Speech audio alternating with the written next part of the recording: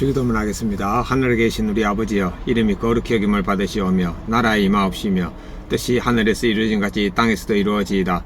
오늘 우리에게 이러한 양식을 주옵시고 우리가 우리에게 죄 지은 자를 사하여 준 것 같이 우리의 죄를 사하여 주옵시고 우리를 시험에 들게 하지 마옵시며 다만 악에서 구하옵소서. 나라와 권세와 영광이 아버지께 영원히 싸움나이다. 아멘. 찬송가 165장 찬양 드리겠습니다.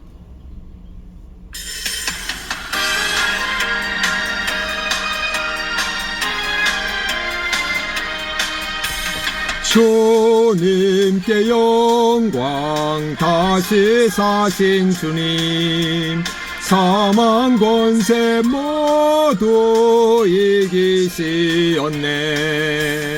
흰 옷 입은 천사 돌을 옮겼고 누우셨던 곳은 비어 있었네. 주님께 영광, 다시 사신 주님, 사망 권세 모두 이기시었네. 아멘. 한 해 말씀 마가복음 12장 18절부터 27절입니다.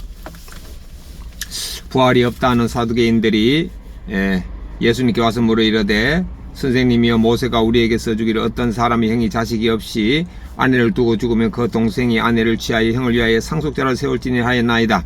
칠형제가 있었는데 마지가 아내를 취하였다가 상속자가 없이 죽고, 둘째도 그 여자를 취하였다가 상속자가 없이 죽고, 셋째도 그렇게 하여 일곱이 다 상속자가 없었고 최후의 여자도 죽었나이다. 일곱 사람이 다 그를 아내로 취하였으니 부활 때 그들이 사는 때 그 중에 누구의 아내가 되리이까? 예수님께서 이르시되, 너희가 성경도 하나님 능력도 알지 못함으로 오해함이 아니냐. 사람이 죽은 자 가운데 살아날 때는 장가도 아니가고 시집도 아니가고 하늘에 있는 천사들과 같으니라. 죽은 자 가운데 살아날 때, 죽은 자가 살아난다는 것을 말할진대, 너희가 모세의 책 중 가시나무 떨기에 관한 글에 하나님께서 모세에게 이르시되, 나는 아브라함의 하나님이요 이삭의 하나님이요 야곱의 하나님이라 하신 말씀을 읽어보지 못하였느냐. 하나님은 죽은 자의 하나님이 아니요 산 자의 하나님이시라. 너희가 크게 오하였도다. 아브라함의 하나님, 이삭의 하나님, 이삭의 아버지 하나님이 아니네. 주여, 오늘 또 명쾌한 걸 주시네요. 묵상 18절부터 23절입니다. 사두개인들이 예수님께 질문합니다.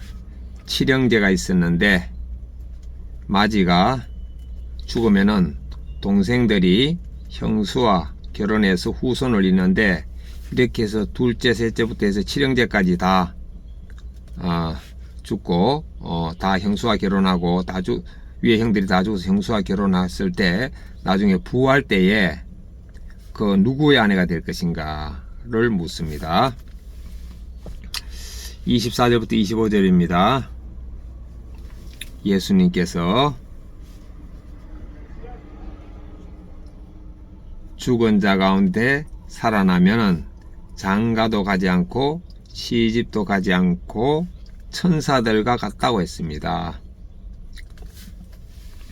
26절부터 27절에 그 증거로서 하나님은 아브라함의 하나님이요 이삭의 하나님이요 야곱의 하나님이지, 이삭의 아버지의 하나님이요 야곱의 할아버지 하나님이 아니라는 거죠. 그러니까 부활하면은 아브라함과 이삭과 야곱이 다 동일한 천사 수준의 위치에 있는 거지, 부모 자식 관계가 아니라는 뜻입니다.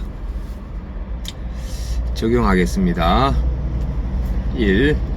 저는 죽었고 예수님이 사심을 의식하면서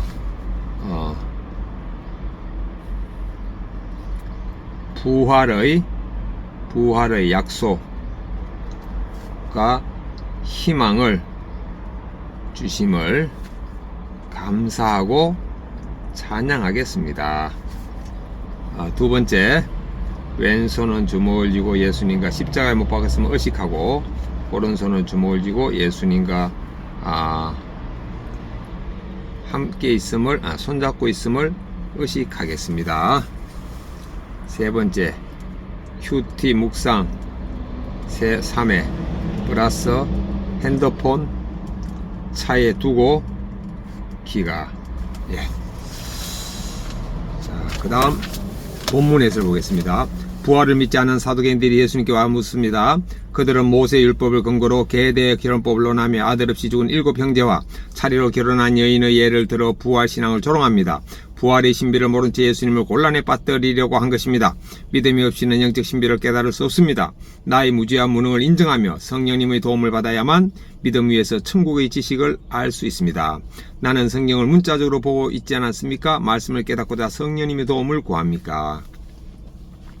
성령님의 도움을 구합니다. 성령님께서 믿게 해줍니다. 문자적으로 보고 이 말이 문제야. 성경을 문자적으로 봐야지. 지 마음대로 해석하면 되나? 사두개인들은 성경을 문자적으로 보니 하나님의 구원 역사와 십자가와 부활의 신비를 모릅니다. 육의 세계만 머물고 있기에 인간이 이 땅에서처럼 하늘에서 장가가고 시집간다고 생각합니다. 말씀을 내 고정관념으로 편협하게 보면 안 됩니다. 예수님의 십자가 죽음과 부활을 믿는 믿음의 시각으로 봐야만 오늘 주님이 나에게 주시는 말씀이 제대로 깨달아집니다. 성경을 내 고정관념으로 해석하여 오해한 적이 있습니까? 예수 그리스도의 부활을 믿는 믿음으로 성경을 봅니까? 예. 아멘. 모세의 책 중 같이 떨기에 관한 글은 나는 네 조상의 하나님이니 아브라함의 하나님, 이삭의 하나님, 야곱의 하나님이라고 말씀합니다. 모세가 이 말씀을 들을 때는 이미 그 조상인 아브라함과 이삭과 야곱이 죽은 지 오랜 후였습니다. 그럼에도 하나님이 현재 영으로 말씀하신 것은 그들이 하나님과 현존하고 이미 부활하여 하나님의 영광에 동참하고 있음을 나타냅니다. 이렇게 하나님은 산자의 하나님이십니다. 나에게 하나님은 죽은 자의 하나님이십니까? 산자의 하나님이십니까? 나는 부활을 믿습니까? 부활을 믿습니다. 기도하기. 성경도 하나님 능력도 모르는 저에게 부활의 가치관을 가르쳐 주시니 감사합니다. 이 땅에서 누린 현세의 복만 바라보며 죽은 자의 하나님을 믿는 것을 회개합니다. 예수님의 십자가 죽음과 부활을 믿는 신앙으로 말씀을 묵상하여 산자의 하나님을 만나게 해주심을 감사드립니다. 묵상간정 오지훈님 부전여전. 목사 아들인 저는 청년 시절 지금의 아내를 따라간 교회에서 구수한 말씀을 듣고 예배의 본질이 중요함을 배웠습니다. 결혼 후 세 자녀가 유아세를 받을 때는 믿음으로 양육하겠다고 다짐했습니다. 이후 아이들이 예배에 빠지지 않고 공동체 모임에도 곧잘 참석하니 신앙이 잘 자라고 있다고 생각했습니다.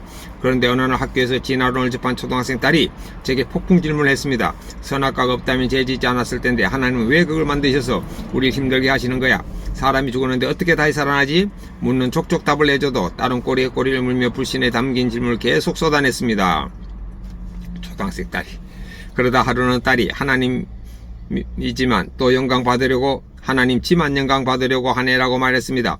저는 이 말에 화가 머리끝까지 나서 이유를 묻기보다 저주의 말을 퍼부었습니다.